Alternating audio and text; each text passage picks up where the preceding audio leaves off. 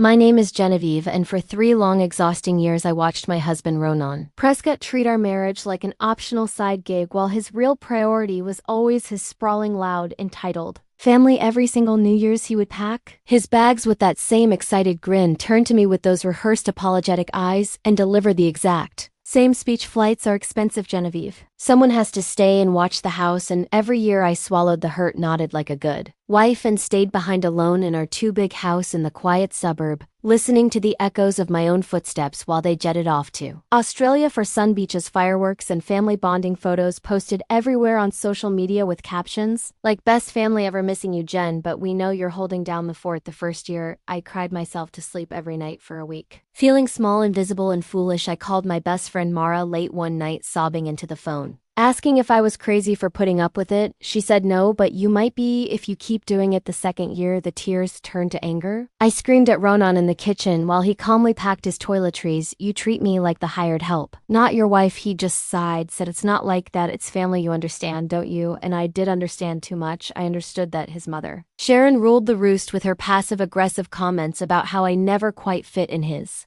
father. Robert barely spoke to me beyond polite hellos. His sister Tiffany always acted like I was intruding on their inside jokes, and her husband, Kevin, just nodded along while their little boy Gabriel ran around calling me Auntie Jen in that sweet, innocent way that made the exclusion sting even more. I stayed quiet that second year, cleaned the house, obsessively cooked meals. I ate alone, stared at the Christmas tree we had barely decorated together, and counted down the days until they returned. Tanned, relaxed, and full of stories I wasn't part of. By the third year, something inside me had hardened, not into rage exactly, but into cold, clear resolve. I stopped begging, stopped arguing, stopped hoping for change. Instead, I started planning quietly. Secretly, I met with a financial advisor, reviewed our accounts, realized the house which we bought right after the wedding was still solely in my name thanks to my parents' insistence on a prenup-style protection. They never trusted Ronan fully, and thank God for that. I contacted a realtor named Sal, an old high school acquaintance who had gone into real estate and built a reputation for quick, clean sales. I saved his number, tucked it away like a secret weapon, and waited for the right moment. This year, when Ronan gave the same speech, "Flights are insane, you'd be bored anyway. Someone has to watch the place." I didn't cry, didn't yell.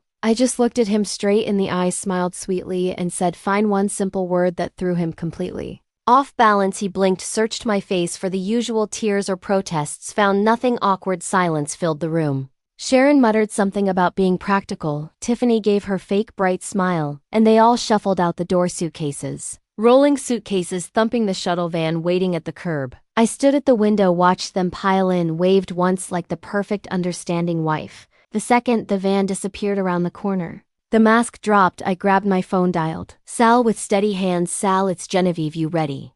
He sounded thrilled. "Genevieve, hey, you finally making the move? I'm enlisted now." I said, "List it 10% below market, all cash, fast close." He paused. "Whoa, you sure that's leaving money on the table?" "I'm positive, sell it now." I hung up, felt a rush like electricity in my veins for the first time in years. I wasn't waiting, I was acting. I walked through the house, slowly taking inventory, not of things but of memories. The living room where we argued about his family's constant visits, the kitchen table where I ate alone on holidays, the bedroom where intimacy had faded into routine obligation.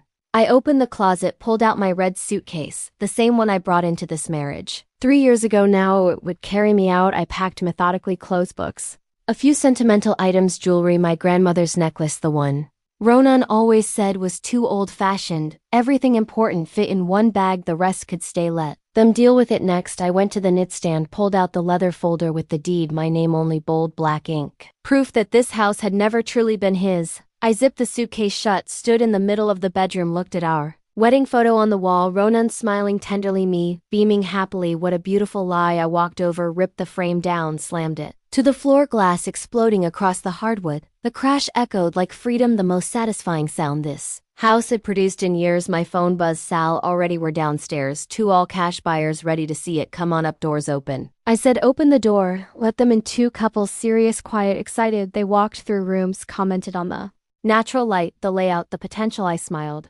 nodded, answered questions, felt strangely calm, as if I were already gone. They made offers on the spot, both strong. Sal grinned, "This is going to close fast." "Genevieve, you sure about the discount?" I nodded. Faster is better. 2 weeks flew by in a blur, paperwork, signatures, notary visits. I stayed in a hotel nearby, Anonymous quiet, no more pretending the day Ronan returned, I had already changed the locks, hired 2 big discreet security guys to sit in the living room just in case things got dramatic. I waited inside, lights low, phone on silent. He dragged his suitcase up the driveway, whistling, probably thinking about the trip, recounting stories to tell me. He reached the door, tried his key, nothing happened. He frowned, knocked, called my name. Genevieve, you in there? I stayed silent, let him panic a little. The call started, texts, voicemails piling up. Where are you? What's going on? Why won't the door open? I let him sweat for maybe 10 minutes. Then sent one single text, household marriage over, you and your precious family can figure out where to crash together. Good luck with that. I blocked his number immediately, felt the weight lift off my chest like I'd been carrying bricks for years. I didn't stay to watch his reaction, didn't need to. The security guys would handle any nonsense. I grabbed my suitcase, walked out the back door, got into the car. Sal had waiting, took one last glance at the house that had once been my prison, now someone else's problem, drove away, windows down, wind in my hair. For the first time in forever, breathing easy. 3 years of being sidelined erased in one decisive move. I wasn't bitter anymore, just free. Ronan would have to explain to his family why there was no house to come home to, why his wife had vanished, why everything they assumed was permanent had crumbled overnight. Sharon would probably blame me, call me selfish. Tiffany would gossip, Kevin would shrug, Gabriel might ask where Auntie Jen went, and Ronan, well, he would learn what it felt like to be the one left behind, excluded, told to figure it out alone. I checked into a small apartment downtown, nothing fancy, just mine. Started looking for new jobs, new cities, new life. The scar of those years would fade, but the lesson wouldn't. I had finally chosen myself, and damn, it felt good. No more watching from the sidelines, no more excuses. No more doormat existence, just me stepping into whatever came next, stronger, clearer, and completely done with the circus that never really included me anyway. And if they ever wondered how it all fell apart, the answer was simple. They kept leaving me out until one day I left them out for good.